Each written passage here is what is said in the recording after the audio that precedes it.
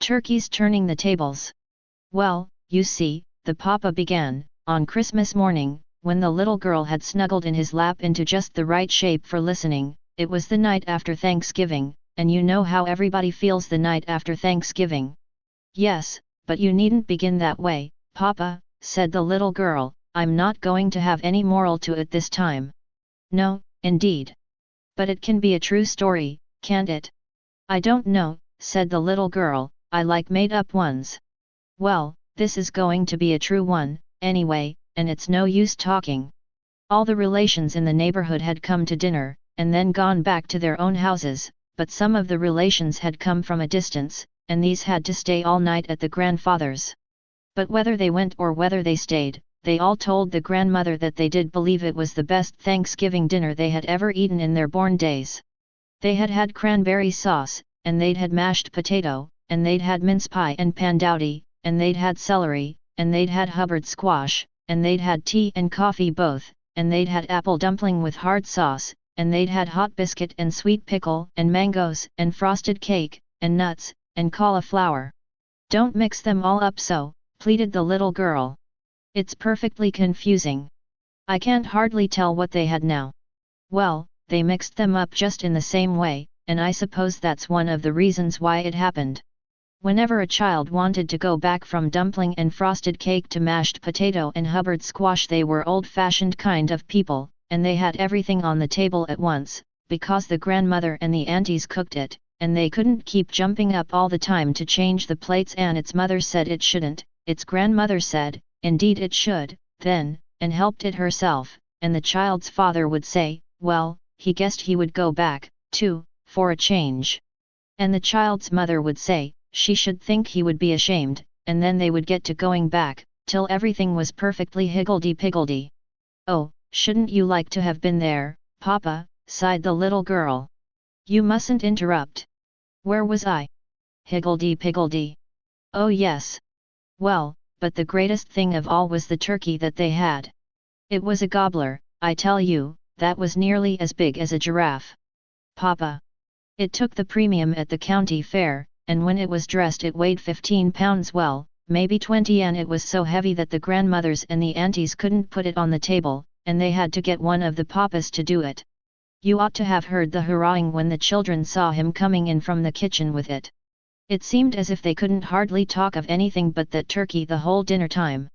The grandfather hated to carve, and so one of the papas did it, and whenever he gave anybody a piece, the grandfather would tell some new story about the turkey, till pretty soon the aunties got to saying, now, father, stop, and one of them said it made it seem as if the gobbler was walking about on the table, to hear so much about him, and it took her appetite all away, and that made the papas begin to ask the grandfather more and more about the turkey. Yes, said the little girl, thoughtfully, I know what papas are. Yes, they're pretty much all alike. And the mamas began to say they acted like a lot of silly boys, and what would the children think? But nothing could stop it, and all through the afternoon and evening, whenever the papas saw any of the aunties or mamas round, they would begin to ask the grandfather more particulars about the turkey. The grandfather was pretty forgetful, and he told the same things right over. Well, and so it went on till it came bedtime, and then the mamas and aunties began to laugh and whisper together, and to say they did believe they should dream about that turkey, and when the papas kissed the grandmother good night, they said, well, they must have his made for Christmas, and then they put their arms round the mamas and went out haw-hawing. I don't think they behaved very dignified, said the little girl. Well, you see, they were just funning, and had got going, and it was Thanksgiving, anyway. Well, in about half an hour everybody was fast asleep and dreaming. Is it going to be a dream? Asked the little girl, with some reluctance. Didn't I say it was going to be a true story? Yes. How can it be a dream, then? You said everybody was fast asleep and dreaming. Well, but I hadn't got through. Everybody except one little girl. Now, Papa. What? Don't you go and say her name was the same as mine, and her eyes the same color. What an idea. This was a very good little girl, and very respectful to her papa, and didn't suspect him of tricks, but just believed everything he said. And she was a very pretty little girl, and had red eyes, and blue cheeks, and straight hair, and a curly nose. Now, Papa, if you get to cutting up. Well, I won't, then. Well, she was rather a delicate little girl, and whenever she overate, or anything, have bad dreams. Aha! I told you it was going to be a dream. You wait till I get through. She was apt to lie awake thinking, and some of her thinks were pretty dismal. Well, that night, instead of thinking and tossing and turning, and counting 1,000, it seemed to this other little girl that she began to see things as soon as she had got warm in bed, and before, even. And the first thing she saw was a large, bronze-colored turkey gobbler. No, ma'am. Turkey gobbler's ghost. Phoo, said the little girl, rather uneasily, whoever heard of a turkey's ghost, I should like to know.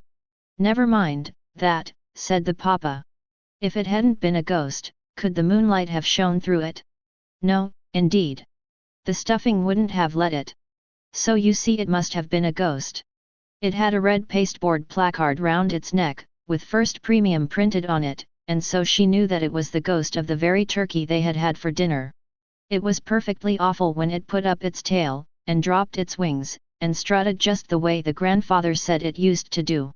It seemed to be in a wide pasture, like that back of the house, and the children had to cross it to get home, and they were all afraid of the turkey that kept gobbling at them and threatening them, because they had eaten him up. At last one of the boys, it was the other little girl's brother, said he would run across and get his papa to come out and help them, and the first thing she knew the turkey was after him, gaining, and all the grass was full of hen turkeys and turkey chicks, running after him, and gaining, and just as he was getting to the wall he tripped and fell over a turkey pen, and all at once she was in one of the aunties' room, and the auntie was in bed, and the turkeys were walking up and down over her, and stretching out their wings, and blaming her. 2 of them carried a platter of chicken pie, and there was a large pumpkin jack-o'-lantern hanging to the bedpost to light the room, and it looked just like the other little girl's brother in the face, only perfectly ridiculous. Illustration for William Dean Howells' short story Turkeys Turning the Tables. Then the old gobbler, First Premium, clapped his wings, and said, "Come on, children," and then they all seemed to be in her room, and she was standing in the middle of it in her nightgown, and tied round and round with ribbons, so she couldn't move hand or foot. The old gobbler, First Premium, said they were going to turn the tables now, and she knew what he meant, for they had had that in the reader at school just before vacation, and the teacher had explained it. He made a long speech, with his hat on, and kept pointing at her with one of his wings, while he told the other turkeys that it was her grandfather who had done it, and now it was their turn. He said that human beings had been eating turkeys ever since the discovery of America, and it was time for the turkeys to begin paying them back, if they were ever going to. He said she was pretty young, but she was as big as he was, and he had no doubt they would enjoy her. The other little girl tried to tell him that she was not to blame, and that she only took a very little piece. But it was right off the breast, said the gobbler, and he shed tears, so that the other little girl cried, too. She didn't have much hopes, they all seemed so spiteful, especially the little turkey chicks, but she told them that she was very tender-hearted, and never hurt a single thing, and she tried to make them understand that there was a great difference between eating people and just eating turkeys. "What difference, I should like to know," says the old hen turkey, pretty snappishly. "People have got souls, and turkeys haven't," says the other little girl. "I don't see how that makes it any better," says the old hen turkey. "It don't make it any better for the turkeys. If we haven't got any souls, we can't live after we've been eaten up, and you can." The other little girl was awfully frightened to have the hen turkey take that tack. "I should think she would have been," said the little girl, and she cuddled snugger into her papa's arms. What could she say? Ugh! Go on. Well, she didn't know what to say, that's a fact.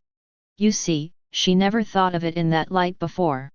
All she could say was, well, people have got reason, anyway, and turkeys have only got instinct, so there.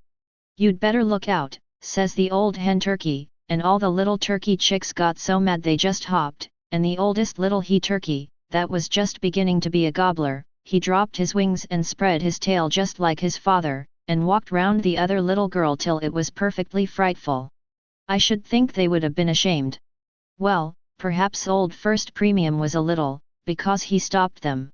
My dear, he says to the old hen turkey, and children, you forget yourselves, you should have a little consideration. Perhaps you wouldn't behave much better yourselves if you were just going to be eaten. And they all began to scream and to cry, we've been eaten, and we're nothing but turkey ghosts. There, now, Papa, says the little girl, sitting up straight, so as to argue better, I knew it wasn't true, all along. How could turkeys have ghosts if they don't have souls, I should like to know. Oh, easily, said the Papa. Tell how, said the little girl. Now look here, said the Papa, are you telling this story, or am I? You are, said the little girl, and she cuddled down again. Go on. Well, then, don't you interrupt. Where was I? Oh yes. Well, he couldn't do anything with them, old First Premium couldn't. They acted perfectly ridiculous, and one little brat of a spiteful little chick piped out, I speak for a drumstick, ma, and then they all began, I want a wing, ma, and I'm going to have the wishbone, and I shall have just as much stuffing as ever I please, shan't I, ma, till the other little girl was perfectly disgusted with them, she thought they oughtn't to say it before her, anyway, but she had hardly thought this before they all screamed out, they used to say it before us, and then she didn't know what to say, because she knew how people talked before animals. I don't believe I ever did, said the little girl. Go on. Well, old First Premium tried to quiet them again, and when he couldn't he apologized to the other little girl so nicely that she began to like him. He said they didn't mean any harm by it, they were just excited, and children would be children. Yes, said the other little girl, but I think you might take some older person to begin with. It's a perfect shame to begin with a little girl. Begin, says old First Premium. Do you think we're just beginning? Why, when do you think it is? The night after Thanksgiving. What year? 1886. They all gave a perfect screech. Why, it's Christmas Eve, 1900, and every one of your friends has been eaten up long ago, says old First Premium, and he began to cry over her, and the old hen turkey and the little turkey chicks began to wipe their eyes on the backs of their wings. I don't think they were very neat, said the little girl. Well, they were kind-hearted, anyway, and they felt sorry for the other little girl.